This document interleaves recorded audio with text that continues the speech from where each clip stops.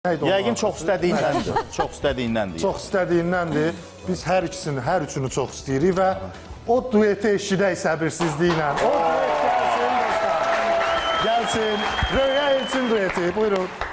Sənə sevdamı vermişəm sən, nə gözəlsən, yenə rüyamı görmüşəm sən, nə gözəlsən, inan gördüyüm anda, ürək durdu bir anda, aşık oldum ay Allah, can nə gözəlsən. Vurulmuşam mı mən, bu nə cür hisslərdi, bu duyğular axıb mənə yatdı, düşünmüşəm bütün gün boyu mən səni bilmədim bu gecə necə yatdım.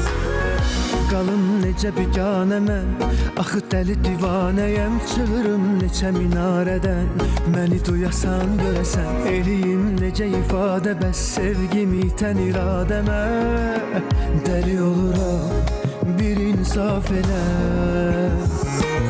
Sənə sevdamı vermişəm sən, nə gözəlsən, yenə rüyamı görmüşəm sən, nə gözəlsən, inan gördüyüm andan, ürək durdu bir anda, aşık oldum ay Allah, can nə gözəlsən. Sənə sevdamı vermişəm sən, nə gözəlsən, yenə rüyamı görmüşəm sən, nə gözəlsən, inan gördüyüm anda, ürək durdu bir anda, aşık oldum ay Allah, Can nə gözəlsən.